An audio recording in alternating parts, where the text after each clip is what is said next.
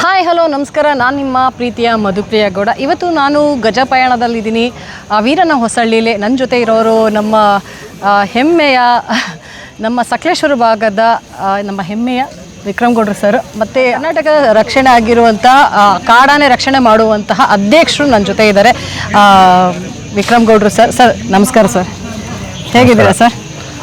ಹೇಗಿದ್ದೀವಿ sir, ಇವತ್ತು ಗಜ ಪಯಣಕ್ಕೆ ಬಂದಿದ್ದೀರಾ. ಸೊ ನಿಮ್ಮನ್ನು ನೋಡಿ ನನಗೆ ತುಂಬ ಖುಷಿ ಆಯಿತು. ಈ ಗಜ ಪಯಣದ ಬಗ್ಗೆ ಅಭಿಮಾನ್ಯ ಅನ್ನೋ ಬೇಸರ ಒಂದೇನಂದರೆ ಇವತ್ತು ಈ ಸರಿ ಅಂಬಾರಿ ಹೊರ್ತಲ್ಲ ಅಭಿಮಾನ್ಯ ಅನ್ನೋ ಹಾಗೆ ಎಷ್ಟು ಆನೆಗಳು ಬಂದಿದೆ ಸರ್. ಈ ಆನೆಗಳ ಬಗ್ಗೆ ಸ್ವಲ್ಪ ಇವತ್ತು ಗಜ ಪಯಣದ ಬಗ್ಗೆ ಏನು ಅನಿಸ್ತಿದೆ ನಿಮ್ಗೆ? ಇವತ್ತು 25ನೇ ತಾರೀಕು ಜನರೇ ಫ್ರೆಂಡ್ಸ್, ಇವತ್ತು ಹೇಳಿ 25ನೇ ತಾರೀಕು ಯಾವಾಗಲೂ ಕ್ರೌಡ್ ಇರ್ತಾ ಇತ್ತು ಲಾಸ್ಟ್ ಟೈಮ್ ಬಂದವು ಕೂಡ. ಈ ಸರಿ ಕ್ರೌಡ್ ಇಲ್ಲ, ಯಾಕೆ, ಏನು ಕಾರಣ? ನಾವು ಈಗ ಹುಣಸೂರು ತಾಲೂಕಿನ ವೀರನ ಹೊಸಳ್ಳಿಯಲ್ಲಿ ಇದ್ದೀವಿ. ನಾಳೆ ನಮ್ಮ ಹೆಮ್ಮೆಯ ದಸರಾ ಮಹೋತ್ಸವಕ್ಕೆ ನಮ್ಮ ದಿಗ್ಗಜ ಆನೆಗಳು ಹೊರಟು ನಿಂತಿವೆ. ಇದರಲ್ಲಿ ನಮ್ಮ ಅಭಿಮನ್ಯು ಆನೆಗೆ ಈ ಏಪ್ರಿಲ್ ತಿಂಗಳಿಗೆ 60 ವರ್ಷ ತುಂಬಿರೋದರಿಂದ ಸುಪ್ರೀಂ ಕೋರ್ಟ್ ಆದೇಶದ ಪ್ರಕಾರ ಒಂದು ಆನೆಗೆ 60 ಸಾಕಿದ ಆನೆಗೆ 60 ವರ್ಷ ಆದಾಗ ಅದನ್ನು ರಿಟೈರ್ಮೆಂಟ್ ಮಾಡಬೇಕು. ಆಮೇಲೆ ಆ ಆನೆಗೆ ಯಾವುದೇ ಹೊರೆ ಹೊರಿಸೋದಾಗಲಿ ಏನು ಮಾಡಬಾರದು ಅಂತ ಒಂದು ಆದೇಶ ಇರೋದ್ರಿಂದ ಈ ವರ್ಷ ಏಪ್ರಿಲ್ ತಿಂಗಳಲ್ಲಿ ಅಭಿಮನ್ಯುಗೆ 60 ವರ್ಷ ತುಂಬುತ್ತದೆ. 1977ನೇ ಇಸ್ವಿಯಲ್ಲಿ ಈ ಅಭಿಮನ್ಯು ಆನೆ ಒಂದು ಕೆಡ್ಡ ಇದರಲ್ಲಿ ಒಂದು 6 ವರ್ಷದ ಮರಿ ಸಿಕ್ಕಿರ್ತದೆ. ಆವಾಗಿಂದ ನಮ್ಮ ಸಣ್ಣಪ್ಪ ಏನು ಈಗಿನ ವಸಂತ ಏನಿದ್ದಾರೆ, ವಸಂತನ ಮಾವುತ ಅವರ ತಂದೆ ಆ ಮರಿನ ಸಾಕಿ ಸುಮಾರು 40 ವರ್ಷದಿಂದ, ಅದಕ್ಕಿಂತ ಹೆಚ್ಚು ವರ್ಷದಿಂದ 300ಕ್ಕೂ ಹೆಚ್ಚು ಆನೆಗಳು, 100ಕ್ಕೂ ಹೆಚ್ಚು ಹುಲಿಗಳು, ಆಮೇಲೆ ಅನೇಕ ಬೇರೆ ಬೇರೆ ರೀತಿಯ ಟಿಂಬರ್ ಎಳೆದಿದ್ದು, ಹೀಗೆ ಅನೇಕ ಕಾರ್ಯಾಚರಣೆಯಲ್ಲಿ ಇದು ಭಾಗವಹಿಸಿತ್ತು. ಈಗ ಇದು ಎಲ್ಲ ಇದ್ದದ್ದೇ, ಇದು ಒಂದು ನಿಯಮ. ಈಗ ಅಭಿಮನ್ಯು ನೇಪಥ್ಯಕ್ಕೆ ಸೇರಿದಿದ್ದಾನೆ, ಅಂದರೆ ರಿಟೈರ್ಮೆಂಟ್ ಆಗಿದ್ದಾನೆ. ನೋಡಿ ಈಗ ಆನೆಗಳು ಬರ್ತಾ ಇದ್ದಾವೆ. ಆಮೇಲೆ ಇನ್ನು ಹುಡುಗರಿಗೆ ಅವಕಾಶ. ಈಗಾಗಲೇ ಫಸ್ಟ್ ಬಂದಿದ್ದು ನಮ್ಮ ಶ್ರೀಕಂಠ ಆನೆ. ಶ್ರೀಕಂಠ ಆನೆ ನಾವೇ ಹಿಡಿದಿದ್ದು ನಮ್ಮ ಸಕಲೇಶ್ಪುರ ಭಾಗದಲ್ಲಿ. ಅದಾದ ಮೇಲೆ ಏಕಲವ್ಯ ಆನೆ ಬಂತು. ಏಕಲವ್ಯ ಆನೆನ ನಾವು ಮೂಡಿಗೆರೆ ತಾಲೂಕಲ್ಲಿ ಹಿಡಿದಿದ್ದು.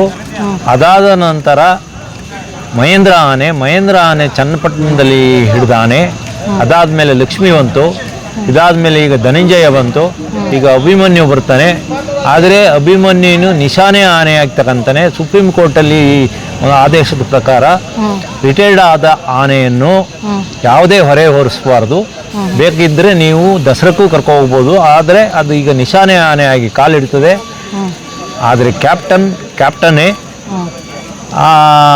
ಯಾವಾಗ ಅಭಿಮನ್ಯು ಬರಲ್ಲ ಅಂದಾಗ ಮೈಸೂರಿನಲ್ಲಿ ಒಂಥರ ಮೌನ ಆವರಿಸ್ತು. ಸುತ್ತಮುತ್ತ ಎಲ್ಲ ಅಭಿಮನ್ಯುವಿನ ಅಭಿಮಾನಿಗಳು, ಆಮೇಲೆ ಚಿಕ್ಕ ಮಕ್ಕಳು ಕೆಲವು ಮನೆಯಲ್ಲಿ ಊಟ ಮಾಡಕ್ಕಲ್ಲ ಅಂತ ಕೂತಿದ್ದು ಅಂತ ನನಗೆ ಸುದ್ದಿ ಬಂತು. ಅಭಿಮನ್ಯು ಬರಲಿಲ್ಲ ಅಂದರೆ ನಾವು ಊಟ ಮಾಡಲ್ಲ ಅಂತ.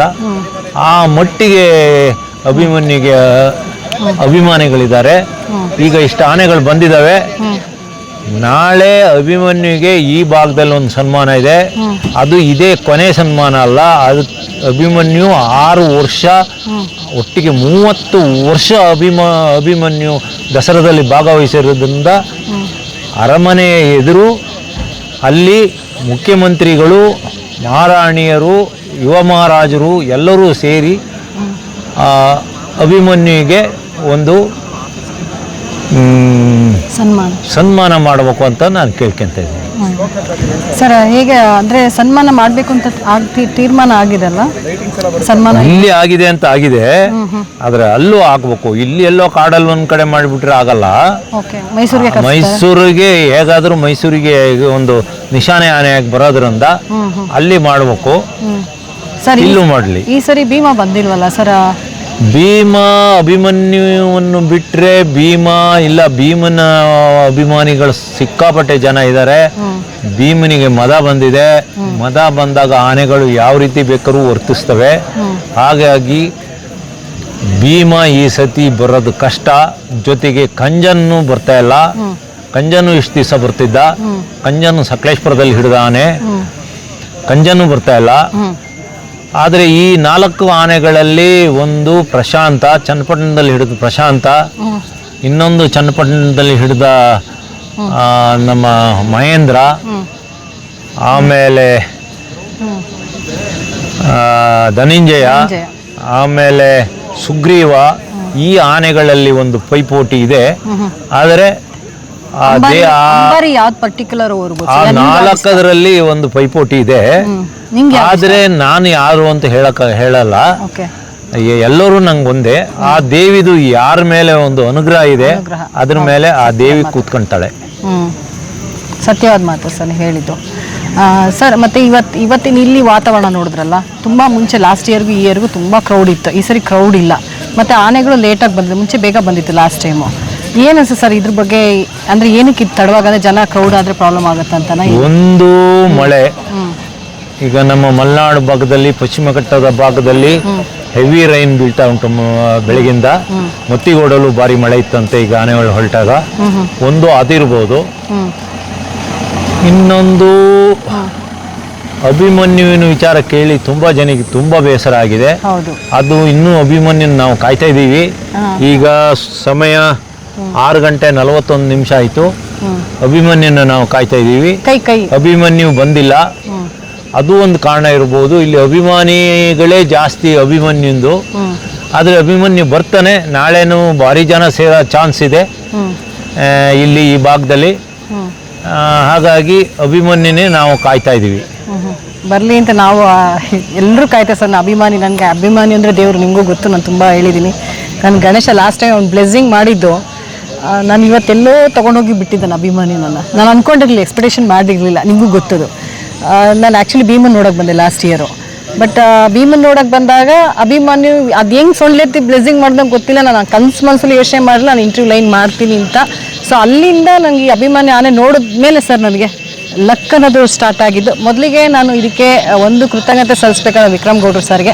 ಲಾಸ್ಟ್ ಟೈಮು ಅವ್ರ ಪಾಪ ಇನ್ವೈಟ್ ಮಾಡಿ ನನಗೆ ಕರೆದು ನನಗೆ ಆನೆಗಳನ್ನ ತೋರಿಸಿದ್ರು. ಒಂಥರ ಗುರುಗಳ ಥರ ನನಗೆ ಒಂದು ಆನೆ ವಿಚಾರದಲ್ಲಿ, ಬೇರೆ ವಿಚಾರದಲ್ಲಿ ನಾನು ಗುರು ಅಲ್ಲ, ಇವರೇ ನಮ್ಮ ಗುರು ಸರ್. ಅಲ್ಲ ಸರ್, ಹಂಗಾಗಿ ನಾನು ಕೃತಜ್ಞತೆ ಸಲ್ಲಿಸ್ತೀನಿ ಸ್ಪೆಷಲ್ ಆಗಿ ಸರ್. ಯಾಕಂದರೆ ನಾನು ನನ್ನ ಮಾಧ್ಯಮ ಮುಂದೆ ಹೇಳಬೇಕು. ಯಾಕಂದರೆ ನಾನು ಆನೆ ಅಂತ ಬಂದಾಗ ಫಸ್ಟು ನೀವು ನನಗೆ ಸರ್. ಆಮೇಲೆ ಅಭಿಮಾನಿಯಿಂದ ಅದು ಒಂದು ಇದಿತ್ತು ಅನ್ಸುತ್ತೆ, ಪ್ರೇರಣೆ ಇತ್ತು ಅನ್ಸುತ್ತೆ. ಆ ಅಭಿಮಾನಿ ಆನೆಯಿಂದ ನಾನು ಬ್ಲೆಸ್ಸಿಂಗ್ ತೊಗೋಬೇಕು ಅನ್ನೋದು. ಸೊ ಅಲ್ಲಿಂದ ನೋಡಿ ಸರ್, ನಾನು ತಿರುಗಿ ನೋಡಲೇ ಇಲ್ಲ. ನಿಮ್ಮ ಕೊಂಡಂಗೆ ನಾನು ಯೂಟ್ಯೂಬ್ ಚಾನಲ್ ಬೆಳೆದಿರ್ಬೋದು, ನಾನು ಎಕ್ಸ್ಪೆಕ್ಟು ಮಾಡಿರಲಿಲ್ಲ. ಏನೋ ಸುಮ್ಮನೆ ಮೊಬೈಲಲ್ಲಿ ವಿಡಿಯೋ ಹಿಂಗೆ ಹಿಡ್ಕೊಂಡು ಇವರೊಂದು ವಿಡಿಯೋ ಮಾಡಿ ಹಾಕ್ತೆ ಅಷ್ಟೇ, ಅದು ಚೆನ್ನಾಗಿ ಓಡ್ತು. ಅಲ್ಲಿಂದ ನನಗೆ ಬಿಗ್ ಬಾಸು ಇವರು ಎಲ್ಲರೂ ಇಂಟರ್ವ್ಯೂ ಸಿಕ್ತು ಹಾಗೇನೆ. ಸೊ ಬ್ಲೆಸ್ಸಿಂಗ್ ನನಗೆ ಅಭಿಮಾನಿ ಆನೆ, ನನಗೆ ದೇವ್ರ ಥರ ಗಣೇಶ. ಆ್ಯಕ್ಚುಲಿ ನಾನು ಭೀಮನ್ಗೆ ಅಭಿಮಾನಿ ಆಗಿದ್ದೆ, ಆಮೇಲೆ ದೇವ್ರ ಥರ ನನಗೆ ಗಣೇಶ ಅಭಿಮಾನಿಯು ನನಗೆ. ಸರ್ ನಿಮ್ಗೆ ಅದಕ್ಕೆ ತುಂಬ ತುಂಬ ಧನ್ಯವಾದ, ಥ್ಯಾಂಕ್ಸ್ ಹೇಳ್ತೀವಿ ಸರ್. ಈ ಪ್ರಕಾರದಲ್ಲಿ ಅಟ್ಲೀಸ್ಟ್ ಇಲ್ಲಿ ಕುತ್ಕೊಂಡು ಇದೇ ಜಾಗದಲ್ಲಿ ಇದೇ ವರ್ಷದಲ್ಲಿ ಬಂದು ನಿಮಗೆ ಥ್ಯಾಂಕ್ಸ್ ಹೇಳ್ತಾ ಇದ್ದೀನಿ ಸರ್. ನಿಮಗೆ ಧನ್ಯವಾದ ಸರ್.